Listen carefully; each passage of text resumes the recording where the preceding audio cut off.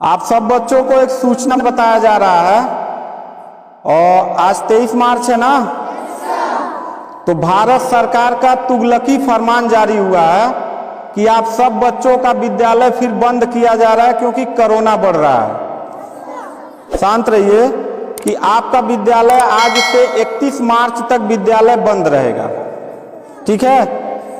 और आप सब लोगों को बताना चाहेंगे कि यही काम पिछले साल भी हुआ था कि एक हफ्ते के लिए लॉकडाउन किया जाएगा जब आपका एनुअल एग्जाम चल रहा था, और तब से लेके पूरा साल जो था वो विद्यालय बंद हो गया, जिससे आपकी पढ़ाई बहुत ज़्यादा नुकसान हुआ।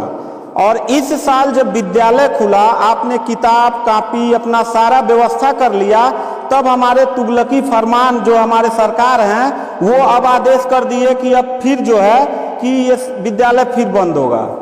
माननीय योगी आदित्यनाथ महाराज जी, मैं आपसे पूछना चाहता हूं कि आप बच्चों के भविष्य के साथ और जो प्राइवेट अध्यापक विद्यालय में पढ़ा के अपनी रोजी रोटी कमा खा रहे हैं, उनके पेट पे लात क्यों मार रहे हैं? इन बच्चों के भविष्य के साथ खिलवाड़ क्यों कर रहे हैं? ठीक है, कोरोना अगर बढ़ रहा है, विद्यालय बंद था, पूरे साल में किसी एक अध्यापक ने, किसी एक प्रबंधक ने कभी भी विद्यालय खोलने के लिए कोई धरना प्रदर्शन नहीं किया और हम लोगों ने पूरा सपोर्ट किया। लेकिन बीच में अगर कोरोना फैल रहा है तो मैं आपसे पूछना चाहूंगा कि जब गोरखपुर महोत्सव आप करा रहे थे तब कोरोना फैल नहीं रहा था। जब आप आके यहाँ पे इलाहाबाद के प्रयागराज में कुंभ का मेला लगवा रहे थे तब कोरोना नहीं फैल रहा था, जहाँ पे करोड़ों लोग स्नान करने गए। और अभी हरिद्वार में महाकुंभ का आयोजन आप करवा रहे हैं तब कोरोना नहीं फैल रहा है। बिहार में चुनाव हो रहा है तब कोरोना नहीं फैल रहा है। और विद्यालय जो बच्चों का सबसे देश की रीढ़ की हड्डी होते हैं, जिनकी बुनियादी शिक्षा, प्रारंभिक शिक्षा आप बिल्कुल बर्बाद कर दिए हैं पिछले 2 साल से, और अब जाके फिर लॉकडाउन आप लगा रहे हैं। तो आपसे पूछना चाहेंगे कि बच्चों के भविष्य के साथ आप मैच क्यों खेल रहे हैं?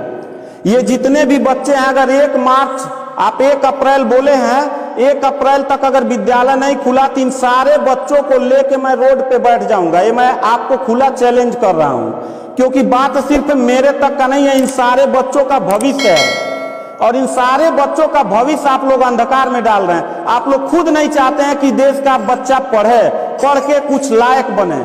आप लोग अपना जब रैली निकालना रहेगा, चुनाव रहेगा, तो कोरोना आपके पास नहीं रहता है। और जब आपको लगेगा कि आपके विपक्ष में लोग खड़े हो रहे हैं तो आप कोरोना का ड्रामा करा के विद्यालय को सबसे पहले आप बर्बाद कर रहे हैं। आप बताइए, विद्यालय में आप गोरखपुर जिले में 193 लोगों ने अपने विद्यालय की मान्यता निरस्त करा लिया।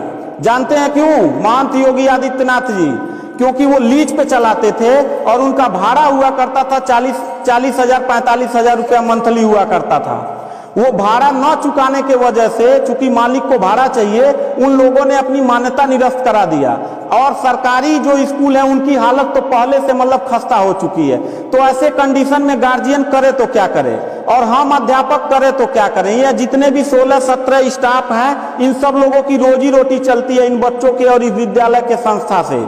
आप लोग हमारे पेट पे प्रहार कर रहे हैं, हम लोगों के व्यवसाय से प्रहार कर रहे हैं। अगर आपको लग रहा है कोरोना है, ठीक है, विद्यालय बंद कर दीजिए, तो आप ये भी अपनी नियत को साफ करिए कि कुंभ का जो मेला महाकुंभ का लगवाने वाले हैं उसको भी कैंसिल कर दीजिए। और जो गोरखपुर महोत्सव और गोरखनाथ का मेला लगवा के आप ड्रामा करवा रहे हैं वो भी बंद करवाइए। यानी आप खुद नियम का पहले फॉलो करिए, हम लोग नियम को फॉलो करने के लिए तैयार हैं।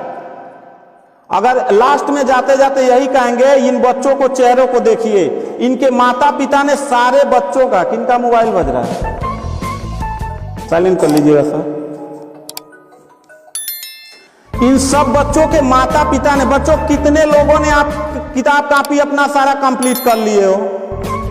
पता है, एक एक बच्चों की किताब कापी 2-2 हजार रुपए की आती है। आप फिर लॉकडाउन लगा दिए, इनकी पूरी पढ़ाई बर्बाद हो गई। अब यानी आपने 1 हफ्ते का लगाया है, आपकी नीयत पे तो मुझे 100% विश्वास है ही नहीं है कि आप करोगे क्या। आप पूरे साल पढ़ाई बर्बाद करोगे। हाथ नीचे करिए। अब ये बच्चे करेंगे क्या? किताब लेकिन इनके गार्जियन करेंगे क्या?